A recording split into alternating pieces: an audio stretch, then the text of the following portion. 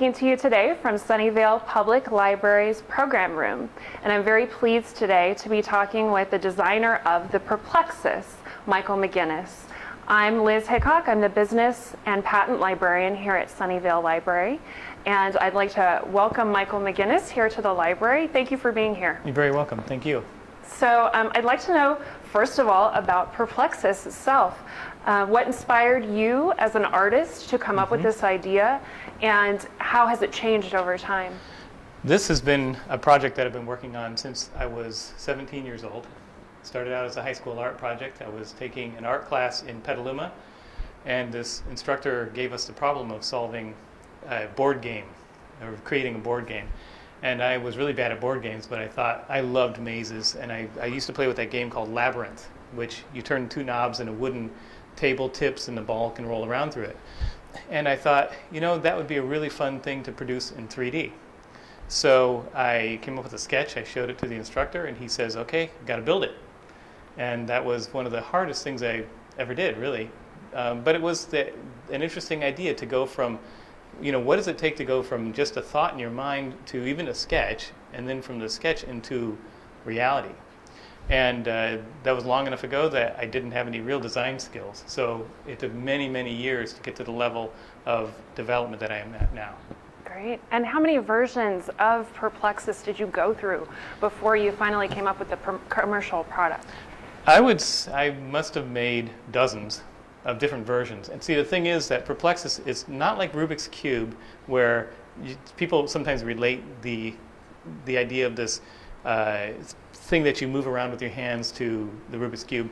Rubik's Cube really is the essence of this beautiful engineering problem where it's boiled down to the most simple possible form it can be. And Perplexus is not like that. Perplexus is really about it being infinitely variable so that you can come up with things one version after another after another. And so to develop it into this final form, there is no final form. How do you choose your materials? I know that I see here one kind of material. I know that there are also some commercial products that use plastics. Yes. So how do you choose your materials?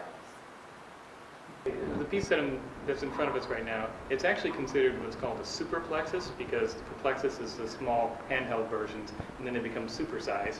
Right. And so this is a superplexus, and it's made out of a very fine finished aircraft birch. And the reason that I use this material is that it is very stable, and when you cut through it, it's really clean on the inside. There are no voids. An eighth of an inch has 6 plies, so it's very strong. And so then the planes can be aligned easily. I can sand it. I don't need to put a finish on it. I love the color of wood and the feel of wood. I build furniture too, so so there's this feeling of, you know, what's it like to touch a metal object versus a wood object. Right. But as far as it being handmade, I designed this in CAD, but then I used to make them like with a knife and jeweler saws and files and all of that.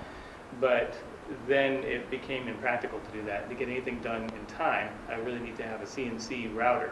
So I purchased a CNC router, and it can cut a variety of materials. But my preferred material is wood right now.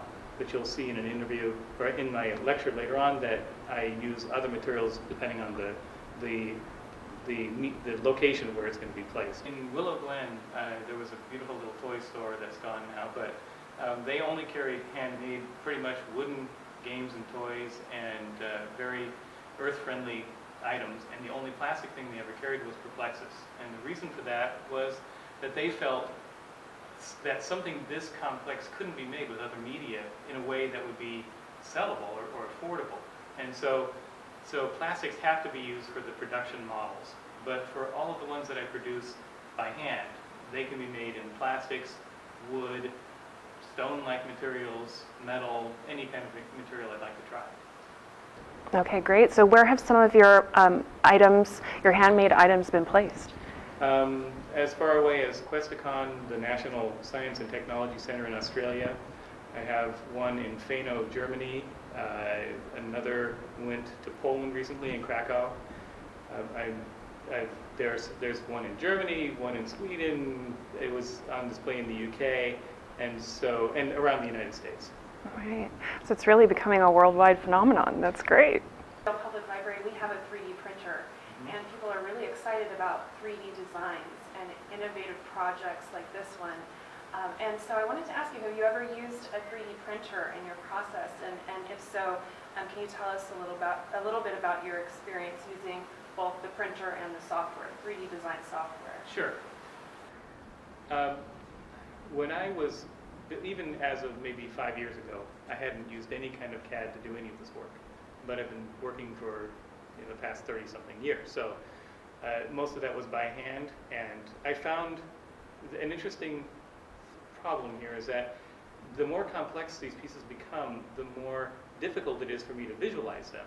And people have asked me the question of, do I see the design and it's basically done? I'm not Tesla, Nikolai Tesla, who could do that. I'm working at pretty much the limit of what I can do creatively when I'm building these pieces. I'm stretching my mind all the time and really trying to push it to whatever level I can.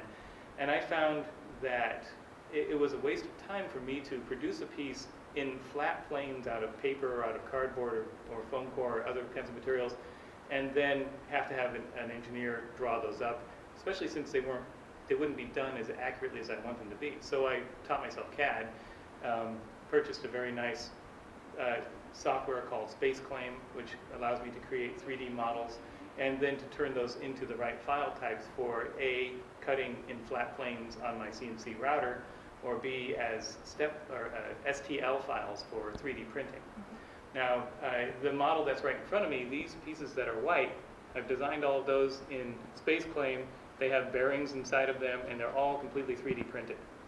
So those parts, I've made them out of wood. I've done the machining myself. I've made them out of metal and had a friend of mine do that machining. I've printed them in metal, which is in another example of one of my Perplexus pieces. That's 3D printed stainless steel and bronze. Virtually all of the prototypes now for the game versions are done in 3D printing because it's extremely quick, it's more accurate, and it can test how a product may actually feel. And we go through iterations. It may be 10 different versions of a 3D print to find the result that really works to solve problems. And what about patents and trademarks on the product? Here in Sunnyvale, we're one of few of the patent resource centers, which is affiliated with the USPTO.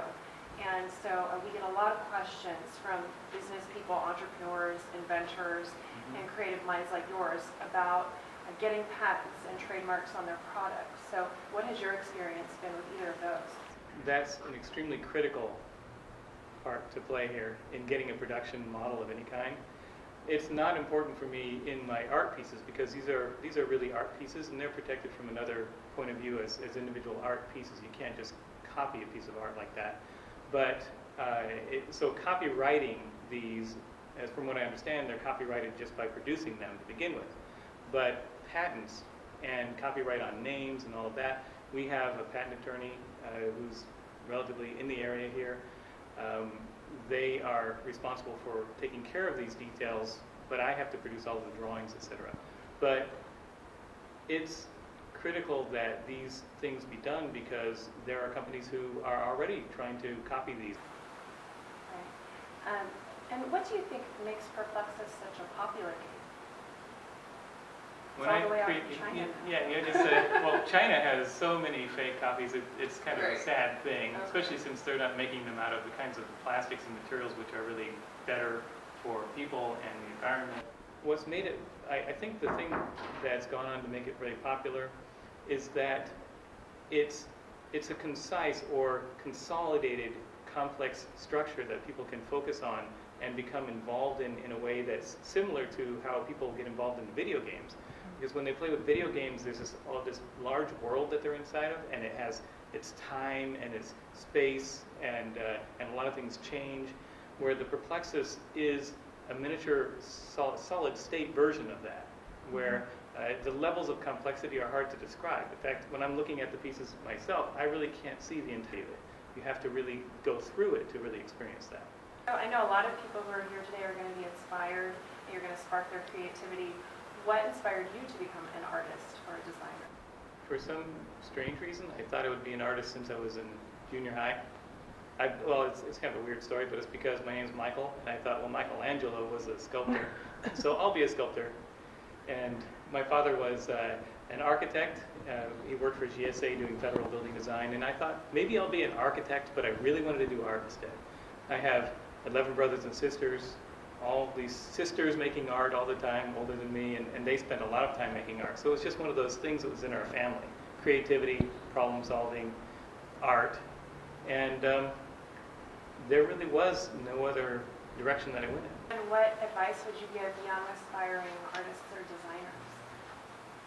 I think, first of all, if you want to be commercially successful, which has never been my interest, you just have to be more aggressive, I guess, and better at what you're doing than someone else, and you have to be able to communicate. But that's not really the story.